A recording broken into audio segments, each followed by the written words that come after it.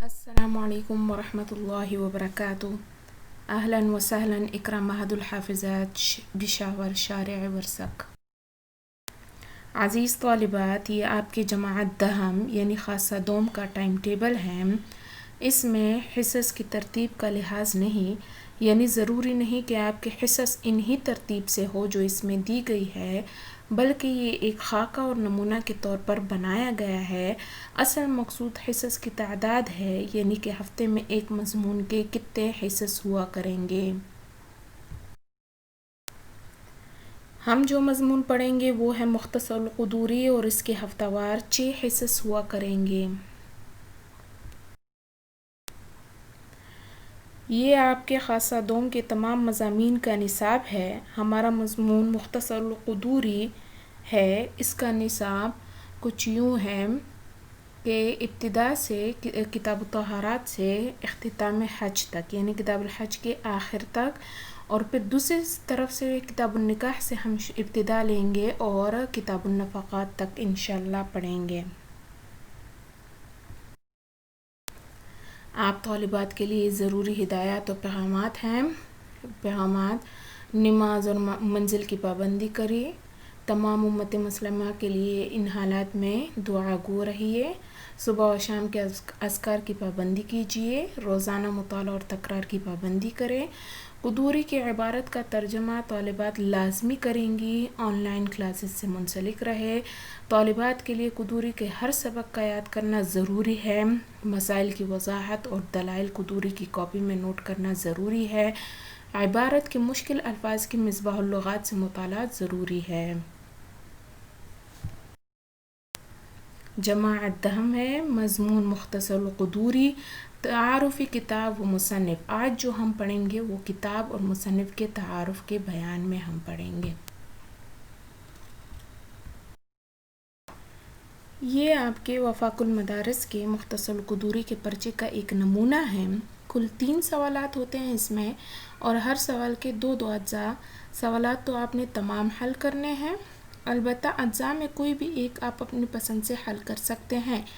2 سوالات کے 33 نمبر ہوتے ہیں، جبکہ کسی بھی ایک سوال کے 34 نمبر ہوتے ہیں. کل 100 نمبر کا پرچہ ہوتا ہے. آپ طالبات قدوری کے پرچے کے حوالے سے یہ بات ذہن میں رکھیں کہ اس میں عبارت دی جاتی ہے اور تقریباً ہر عبارت کے متعلق یہ سوال ضرور ہوتا ہے کہ عبارت پر حرکات لگا کر ترجمہ کریں. لہٰذا آپ کے لیے ضروری ہے کہ آپ مطالعے میں عبارت کو اچھی طرح حل کریں. یہ آپ کی قدوری کی کتاب ہے. اس کے مصنف کا نام یہاں کتاب پر مذکور ہے، الامام ابو الحسین احمد بن محمد بن احمد البغدادی. یہ مذکور ہے نام یہاں پہ. اس کتاب میں ہم فقہی مسائل اور اس کے دلائل اور فقہا کے مذاہب پڑھیں گے. اس کتاب کی اہمیت کا اندازہ اس بات سے لگایا جا سکتا ہے کہ یہ 1000 سال قدیم ترین نسخہ ہے، جس میں کئی کتابوں سے 12,000 ضروری مسائل کا انتخاب ہوا ہے اور تصنیف کے زمانے سے لے کر آج تک پڑھایا جا رہا ہے. علامہ بدر الدین جو شرح ہدایہ لکھنے والے ہیں، ہدایہ شریف کے شرح لکھنے والے، ہدایہ بھی جو ہے فقہ کی ایک بہت بڑی کتاب ہے، وہ فرماتے ہیں کہ امام قدوری اپنے مختصر کی تصنیف سے فارغ ہو کر اس کو سفر حج میں ساتھ لے گئے اور طواف سے فارغ ہو کر حق تعالیٰ سے دعا کی کہ یا اللہ، اگر مجھ سے کہیں اس میں غلطی یا بھول چوک ہو گئی ہو تو مجھے اس پر مطلع فرما.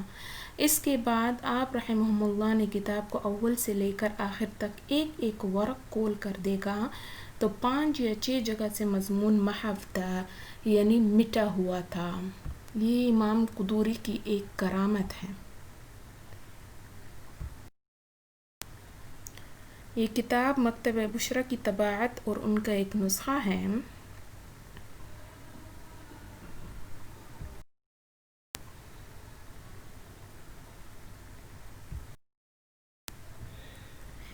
یہ مکتبہ بشرا کی طرف سے ایک مقدمہ شامل کیا گیا ہے جس میں اس کتاب کی اہمیت اور اس کی شامل نصاب ہونے کی تصریح کی ہے، اور ساتھ میں یہ بتایا ہے کہ اسی کی اہمیت کے پیش نظر ہمارے مکتبے نے اس کی طباعت کا کام کیا۔ ترجمۃ مؤلف الکتاب الامام القدوری۔ یہاں امام قدوری یعنی مختصر القدوری لکھنے والے کے کچھ حالات دیے گئے ہیں، لیکن چونکہ ہمارے درس و تدریس کا سلسلہ اردو میں ہے اور طالبات پرچہ بھی اردو میں حل کرتے ہیں، لہٰذا ہم نے طالبات کے لیے ان کی سہولت کے پیش نظر انہی حالات کا نچوڑ اور مختصر خلاصہ اردو میں تیار کیا ہے۔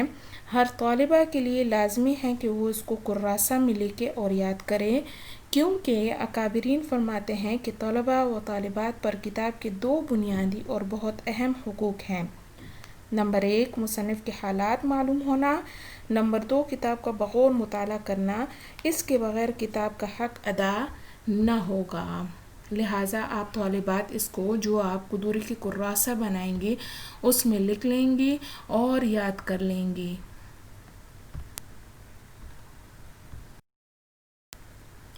امام قدوری رحمہ اللہ کے حالات۔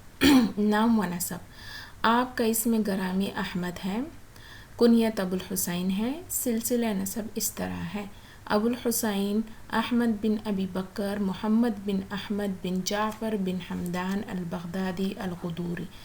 سن پیدائش آپ کا سن پیدائش 362 ہجری ہے اور بغداد شہر میں پیدا ہوئے ہیں۔ قدوری نسبت کی تحقیق: قدوری نسبت جس کے ساتھ امام قدوری مشہور ہے، یعنی آپ کو امام قدوری کیوں کہا جاتا ہے اور یہ قدوری کہنے کی وجہ کیا ہے، آپ کے جو یہ نام کی اضافت قدوری کی طرف ہوتی ہے اس کی وجہ کیا ہے، اس کے بارے میں مختلف اقوال ہیں۔ نمبر 1، یا تو یہ اس گاؤں کا نام ہے جس کا امام موصوف یعنی امام قدور باشندے ہیں، وہاں کے رہنے والے ہیں، یا صنعت قدور یعنی دیگ سازی کی طرف منسوب ہے، یعنی آپ کے خاندان اور آپ جو ہے دیگ سازی کا کام کرتے تھے، اس وجہ سے وہ نسبت آپ کو مل گئی اور آپ امام قدوری کہلاتے ہیں۔ یا تیسرا قول یہ ہے کہ قدور قدم کی جمع ہے بمعنی ہانڈی، یہ آپ کو جو ہے اس کی جو ہے لغوی تحقیق بتائی گئی ہے، تو یہاں پہ ہے قدور کی خرید و فروخت کی طرف نسبت ہے، یعنی آپ ہانڈیاں آپ کے اور آپ کے خاندان والوں کی یہ جو ہے پیشہ تھا کہ آپ ہانڈیوں کی خرید و فروخت کرتے تھے، اس وجہ سے اس پیشے کی وجہ سے آپ کو امام قدوری کہا جاتا ہے۔ تحصیل علم یعنی آپ نے علم کہاں سے حاصل کیا، کیسے حاصل کیا۔ امام قدوری رحمہ اللہ نے علم فقہ یعنی فقہ کا علم اور علم حدیث رکن الاسلام ابو عبداللہ محمد بن یحییٰ بن مہدی جرجانی متوفی 398 ہجری سے حاصل کیا، جو امام ابو بکر جصاص کے شاگرد ہیں۔ امام قدوری نے 5 واسطوں سے امام محمد بن الحسن الشیبانی سے علم فقہ حاصل کیا۔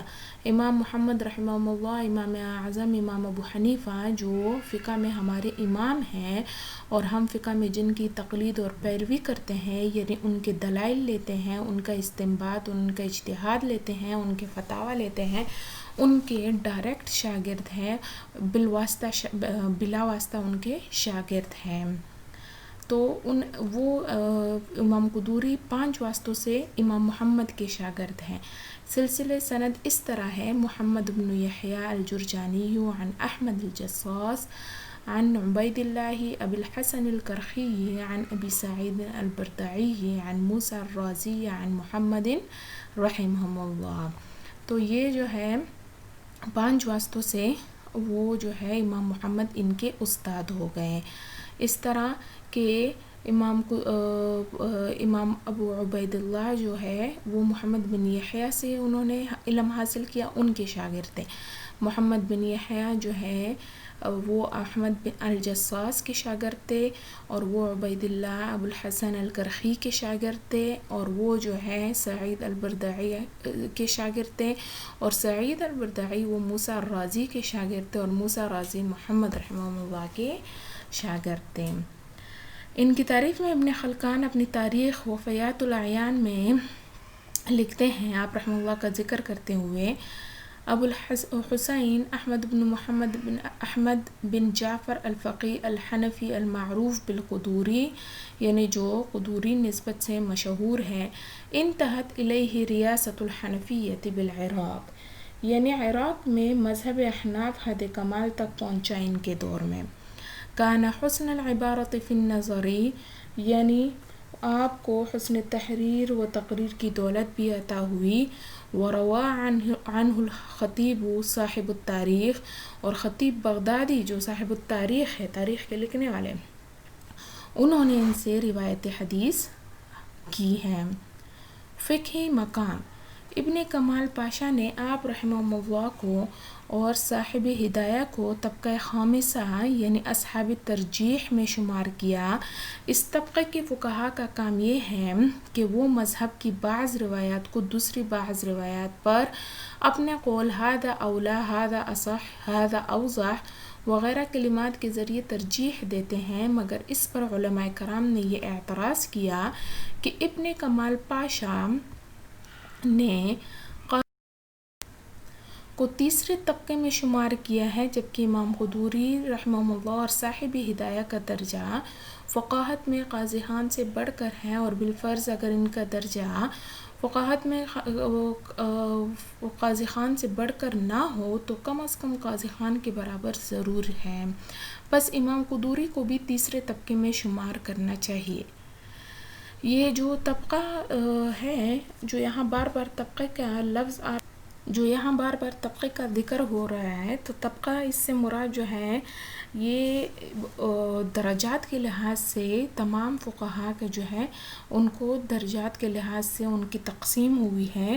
شمس الدین احمد جو ابن کمال پاشا کے نام سے مشہور ہے، انہوں نے فقہاء کے درجے علمی کے مطابق اور ان کے اجتہاد اور استنباط کے طریقے اور ان کی فقہی فہم کو مد نظر رکھتے ہوئے مختلف درجات اور طبقات میں ان کی تقسیم کی ہے، اور انہوں نے فقہاء کے کل 7 طبقے بتائے ہیں۔ تو ان طبقوں میں اب جو ہے ان کی جو ہے کون سا طبقہ ہے اور ان کا جو ہے درجہ کیا ہے وہ بتایا جا رہا ہے۔ تو طبقے سے مراد طالبات اپنے ذہن میں رکھے کہ وہ طبقات ہے، وہ 7 طبقات جو فقہاء کی طبقات ہیں ان کے درجوں کے لحاظ سے۔ آپ رحمہ اللہ شیخ ابو حامد اسفرائینی شافعی کے ہم عصر ہیں، یہ بہت بڑے عالم گزرے ہیں، ان کے ساتھ ہمیشہ آپ رحمہ اللہ کا مناظرہ ہوا کرتا تھا۔ رحلت و وفات، امام قدوری نے شہر بغداد میں 66 سال کی عمر میں اتوار کے دن 5 رجب 428 میں داعی اجل کو لبیک کہا، اور اسی دن آپ اپنے گھر جو درب ابی خلف میں واقع تھا مدفون ہوئے۔ پھر آپ کی نعش کو شارع منصور کی قبرستان کی طرف منتقل کر لیا گیا، وہاں آپ رحمہ اللہ کو ابی بکر الخوارزمی الحنفی کے پہلو میں دفن کیا گیا۔ تصانیف، یعنی امام قدوری رحمہ اللہ کی لکھی ہوئی کتابیں، آپ نے کئی کتابیں لکھی ہیں جن میں مشہور یہ چند ہیں۔ نمبر 1 شرح مختصر القرخی، نمبر 2 التجرید، یہ 7 جلدوں پر مشتمل کتاب ہے جو احناف اور شوافع کے درمیان مختلف مسائل پر مشتمل ہے، جس کا املاء آپ رحمہ اللہ نے 405 ہجری میں شروع کیا۔ نمبر 3 التقریب، اس میں آپ رحمہ اللہ نے احناف اور شوافع کے درمیان مختلف مسائل کو بلا دلائل ذکر کیے ہیں۔ پھر آپ رحمہ اللہ نے ایک اور کتاب التقریب لکھی جس میں مسائل با دلائل یعنی دلائل کے ساتھ ذکر کیے ہیں۔ طالبات سے گزارش ہے کہ امام قدوری کے حالات کو اچھی طرح ذہن نشین کر لیں اور ان کو اپنے نوٹ بک یعنی کاپی میں لکھ لیں۔ انشاءاللہ یہ آپ کے وفاق المدارس کے پرچے میں بھی کام آئے گا، اور آپ کو کتاب کے مصنف کے حالات یاد ہونے چاہیے، کیونکہ یہ کتاب کا ایک بہت بڑا حق ہے۔ انشاءاللہ فقہ اور اس سے متعلق تمام تعارف اور تمام تحقیق اگلے سبق میں پڑھیں گے۔ والسلام، جزاکم اللہ خیرا کثیرا۔